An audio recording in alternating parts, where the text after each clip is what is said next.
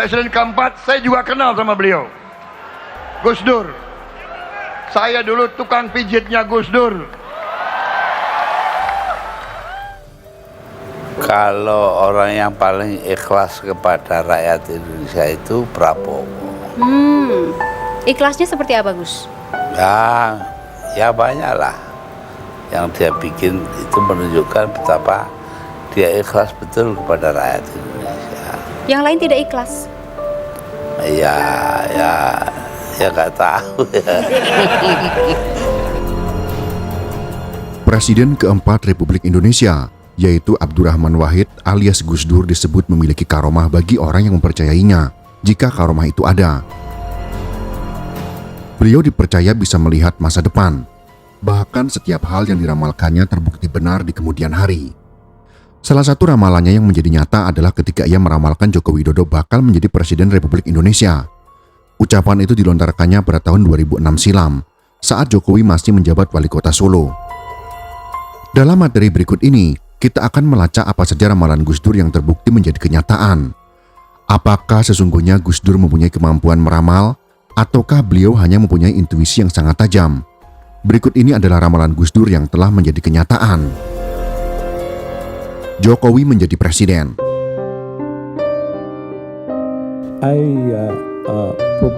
Ramalan Gus Dur yang satu ini sudah terbukti kebenarannya dan menjadi kenyataan, yaitu terwujudnya Jokowi menjabat sebagai Presiden Republik Indonesia, bahkan hingga 2 periode. Ucapan Gus Dur ini terjadi pada tanggal 8 Agustus tahun 2006. Ketika itu Gus Dur mampir ke rumah dinas Jokowi yang saat itu masih menjabat sebagai wali kota Solo selama 6 bulan. Siapa yang dikehendaki rakyat, termasuk Pak Jokowi ini, kalau dia jadi wali kota yang bagus, kelak juga bisa jadi presiden, kata Gus Dur kepada Jokowi. Joko Widodo berasal dari keluarga sederhana. Rumahnya pernah digusur 3 kali ketika dia masih kecil. Namun ia mampu menyelesaikan pendidikannya di Fakultas Kehutanan Universitas Gadjah Mada. Setelah lulus, dia menekuni profesi sebagai pengusaha mebel. Karir politiknya dimulai menjadi wali kota Solo pada tahun 2005. Pada Pilkada Kota Solo tahun 2005 kala itu, Jokowi diusung oleh Partai Demokrasi Indonesia Perjuangan atau PDIP dan Partai Kebangkitan Bangsa atau PKB untuk maju sebagai calon wali kota. Ia berhasil memenangkan pemilihan tersebut dengan persentase suara sebesar 36,62%. Setelah terpilih, dengan berbagai pengalaman pada masa muda, ia mengembangkan Solo yang sebelumnya buruk penataannya. Meski harus menghadapi berbagai penolakan masyarakat untuk ditertibkan, di bawah kepemimpinannya, Solo mengalami perubahan dan menjadi kajian di universitas dalam dan luar negeri. Salah satunya adalah kemampuan komunikasi politik Jokowi yang berbeda dengan kebanyakan gaya komunikasi politik pemimpin lain pada masa itu, yang menjadi kajian riset mahasiswa pasca sarjana Universitas Indonesia. Nomor 3, Prabowo. Karir Jokowi kian menanjak. Pada tahun 2012, ia dicalonkan oleh PDIP sebagai Gubernur DKI Jakarta. Setelah resmi menang di perhitungan suara, Jokowi masih diterpa isu upaya menghalangi pengunduran dirinya oleh DPRD Surakarta. Namun hal ini dibantah oleh DPRD Surakarta. Jokowi sudah menyatakan siap mengundurkan diri dari jabatan sebelumnya jika terpilih dan benar-benar mengundurkan diri setelah terpilih. Acara pelantikan diwarnai perdebatan mengenai biaya karena adanya pernyataan Jokowi yang menginginkan biaya pelantikan yang sederhana. DPRD kemudian menurunkan biaya pelantikan menjadi 550 juta rupiah dari awalnya dianggarkan 1,5 miliar rupiah dalam perubahan APBD. Acara pelantikan juga diramaikan oleh pedagang kaki lima yang menggratiskan dagangannya.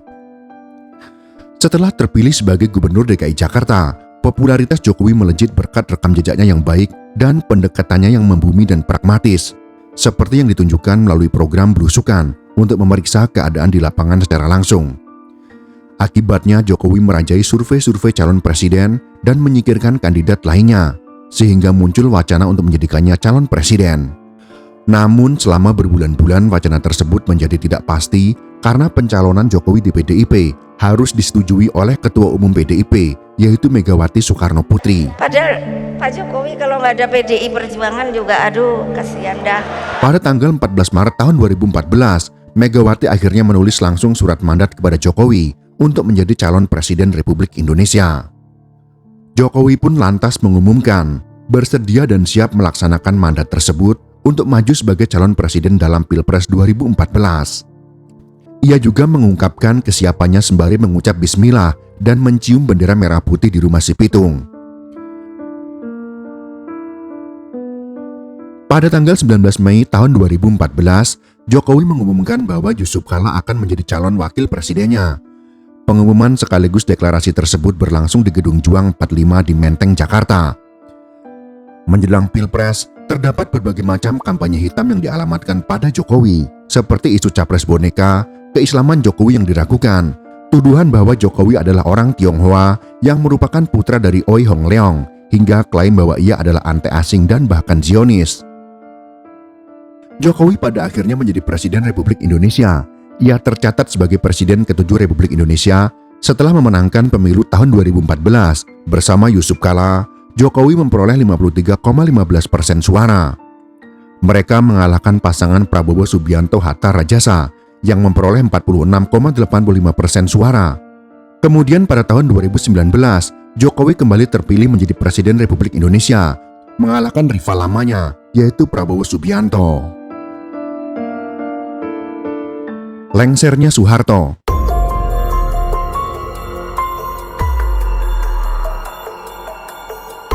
Disampaikan Kiai Haji Bukhari Mastruri bahwa Gus Dur pernah bercerita kepadanya. Gus Dur mengatakan Soeharto akan turun dari jabatannya sebagai orang nomor 1 di Indonesia kala itu. Pernyataan itu disampaikan tepat 11 bulan sebelum lengsernya Soeharto. Saat itu Gus Dur, Kiai Haji Bukhari Mastruri, dan yang lainnya tengah membahas sebuah masalah. Kemudian Gus Dur memotong pembicaraan mereka dan mengatakan dengan bahasa Jawa bahwa Soeharto akan segera lengser dari jabatannya. Wes ra usah grebuk kui, Pak Harto segera maneh jatuh. Sudah tak usah bicarakan itu, sebentar lagi Pak Harto jatuh, kata Gus Dur. Saat itu Kiai Haji Bukhari Mastruri dan yang lainnya tidak percaya, apalagi Soeharto memiliki kekuatan yang sangat kuat, baik dari segi kekuasaan, militer, politik, dan juga ekonomi. Namun kenyataannya, perkataan Gus Dur terbukti benar terjadi. Tepat setahun berselang, Soeharto lengser akibat pergerakan rakyat Indonesia yang luar biasa. Pada tanggal 18 Mei tahun 1998, Harmoko, Ketua DPR garis miring MPR, periode 1997 sampai dengan 1999, menyampaikan pidato yang meminta Presiden Soeharto untuk mundur secara arif dan bijaksana. Namun pada pukul 23 waktu Indonesia Barat, Menhankam atau Panglima ABRI Jenderal TNI Wiranto menyatakan bahwa pernyataan Harmoko merupakan pandangan pribadi karena tidak melalui mekanisme rapat DPR. Pada tanggal 19 Mei tahun 1998, Soeharto memanggil 9 tokoh Islam yang menjelaskan situasi mengenai tuntutan masyarakat dan mahasiswa agar Soeharto mundur. Soeharto menyatakan bahwa ia tidak ingin dipilih kembali sebagai presiden, tetapi pernyataan tersebut tidak meredakan aksi massa. Gedung MPR semakin dipadati oleh mahasiswa yang berunjuk rasa. Pada tanggal 20 Mei tahun 1998, ribuan mahasiswa kemudian semakin memadati gedung MPR DPR untuk mendesak Soeharto mundur. Akhirnya pada hari Kamis tanggal 21 Mei tahun 1998, Soeharto mengumumkan pengunduran dirinya dari kursi kepresidenan di Istana Merdeka pada pukul 9:05 pagi dan posisinya digantikan oleh B.J. Habibie. Momen runtuhnya era Orde Baru setelah 32 tahun berkuasa dirayakan oleh jutaan masyarakat Indonesia dan disiarkan di berbagai media. Reformasi ini juga dipicu oleh tragedi Trisakti yang menjadi salah satu pendorong utama perubahan yang diinginkan rakyat Indonesia. Sekali lagi prediksi yang pernah diucapkan Gus Dur kembali terjadi dan menjadi kenyataan. Gus Dur menjadi presiden.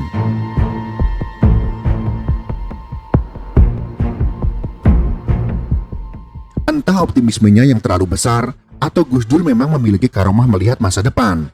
Namun Gus Dur pernah berujar tentang dirinya yang akan menjadi presiden. Ucapan Gus Dur ini merupakan potongan cerita perbincangannya dengan Luhut Binsar Panjaitan.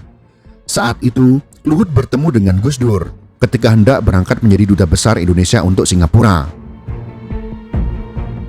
Kamu gak perlu pergi menjadi duta besar karena sebentar lagi saya akan menjadi presiden, ucap Gus Dur kepada Luhut Binsar Panjaitan. Ini kiai saya ada 9, ada 1 dari Lampung. Saya dapat bisikan kalau saya jadi presiden, kata Gus Dur kembali melanjutkan. Luhut saat itu menghiraukan perkataan atau celotehan Gus Dur dan tetap berangkat terbang ke Singapura untuk menjadi duta besar. Namun tak disangka, Luhut kaget melihat nama Gus Dur ada dalam kandidat calon presiden pada pemilu tahun 1999. Dan benar saja, hasilnya Gus Dur terpilih sebagai presiden keempat Republik Indonesia pada tahun 1999. Pada bulan Juni tahun 1999, Partai PKB ikut serta dalam arena pemilu legislatif. PKB memenangkan sekitar 12% suara, dengan PDIP memenangkan 33% suara. Dengan kemenangan partainya, Megawati diperkirakan akan memenangkan pemilihan presiden pada sidang umum MPR. Namun, PDIP tidak memiliki kursi mayoritas penuh, sehingga membentuk aliansi dengan PKB. Pada bulan Juli, Amin Rais membentuk Poros Tengah, koalisi partai-partai Muslim. Poros Tengah mulai menominasikan Gus Dur sebagai kandidat ketiga pada pemilihan presiden dan komitmen PKB terhadap PDIP mulai berubah. Pada tanggal 7 Oktober tahun 1999, Amin dan Poros Tengah secara resmi menyatakan Abdurrahman Wahid sebagai calon presiden. Pada tanggal 19 Oktober tahun 1999, MPR menolak pidato pertanggungjawaban Habibie dan ia mundur dari pemilihan presiden. Beberapa saat kemudian, Akbar Tanjung, Ketua Golkar, dan Ketua Dewan Perwakilan Rakyat atau DPR menyatakan Golkar akan mendukung Gus Dur. Pada tanggal 20 Oktober tahun 1999, MPR kembali berkumpul dan mulai memilih presiden baru. Abdurrahman Wahid kemudian terpilih sebagai Presiden Indonesia keempat dengan 373 suara, sedangkan Megawati Soekarno Putri hanya memperoleh 313 suara. Ketua MPR Profesor Dr. Amin Rais adalah penipu.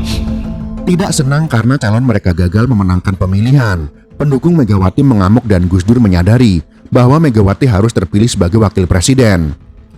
Setelah meyakinkan Jenderal Wiranto untuk tidak ikut serta dalam pemilihan wakil presiden dan membuat PKB mendukung Megawati, Gus Dur pun berhasil meyakinkan Megawati untuk ikut serta. Pada tanggal 21 Oktober tahun 1999, Megawati ikut serta dalam pemilihan wakil presiden dan mengalahkan Hamzah Has dari Partai P3. Prabowo jadi presiden di usia tua.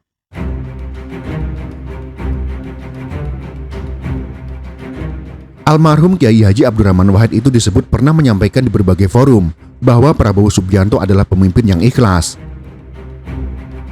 Pak Prabowo nanti jadi presiden nek wis tuwek, kata Gus Irfan menirukan Gus Dur. Dalam acara Kick Andy di Metro TV di hadapan Andi F. Noya, Gus Dur juga menyampaikan bahwa Prabowo adalah pemimpin yang ikhlas. Kala itu ia bersaing dengan kader Golkar lainnya, Akbar Tanjung, Wiranto, Abu Rizal Bakri, hingga Surya Paloh.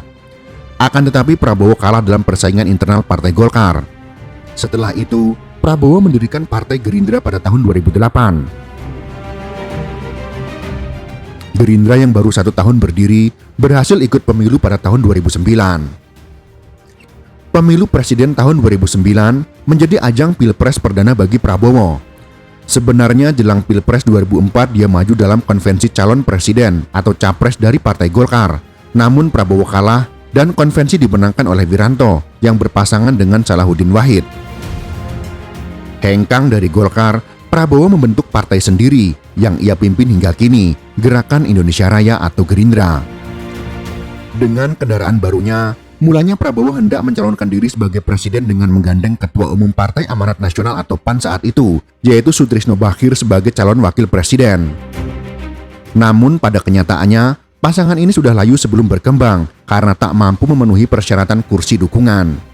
Prabowo lantas berganti haluan dengan merapat ke koalisi Partai Demokrasi Indonesia Perjuangan atau PDIP yang mengusung Megawati Soekarno Putri sebagai capres. Setelah melalui perundingan yang alot, Prabowo akhirnya legowo dipasangkan sebagai calon wakil presiden Megawati. Namun pasangan ini gagal meraih kemenangan. Megawati Prabowo harus takluk oleh pasangan SBY Budiono. Pada tahun 2014, dengan daya tawar yang lebih besar, Prabowo berhasil mewujudkan keinginannya mencalonkan diri sebagai presiden. Seperti tahun-tahun sebelumnya, Gerindra masih mesra dengan PAN sehingga menggandeng Hatta Rajasa yang kala itu menjabat sebagai ketua umum partai berlambang matahari putih tersebut. Prabowo Hatta juga mendapat dukungan dari Partai Golkar, Partai Keadilan Sejahtera atau PKS, Partai Demokrat, dan Partai Persatuan Pembangunan atau P3. Namun pasangan Prabowo Hatta kembali takluk oleh pasangan Jokowi Yusuf Kala.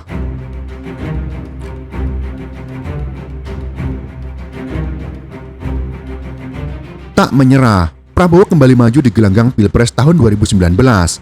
Pada pencalonan ketiganya, dia menggandeng Sandiaga Uno yang saat itu masih menjabat sebagai Wakil Gubernur DKI Jakarta.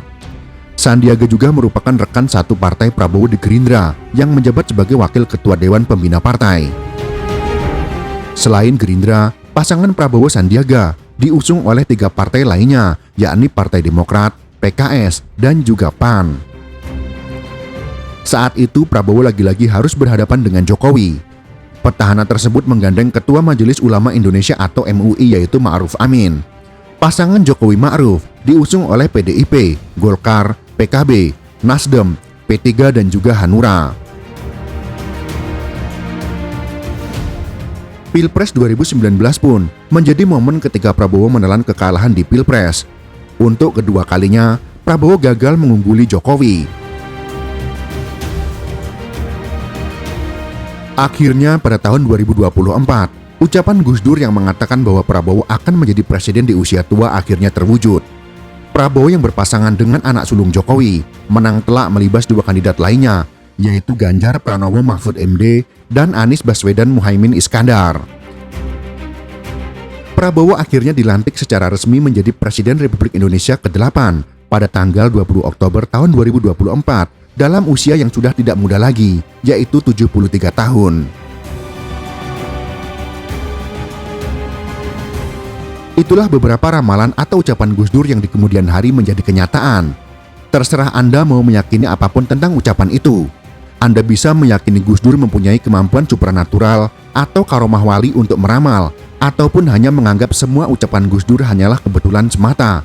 Yang jelas prediksi atau celutukan-celutukan Gus Dur ada beberapa yang menjadi kenyataan. Mungkin ada juga ucapan Gus Dur yang tidak terjadi, tapi tidak dipublis.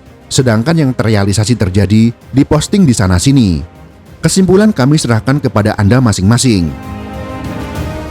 Itulah sekelumit pembahasan tentang ramalan Gus Dur yang menjadi kenyataan. Semoga informasi ini bisa bermanfaat dan menambah pengetahuan untuk kita semua.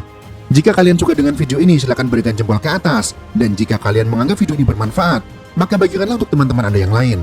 Terima kasih sudah menonton.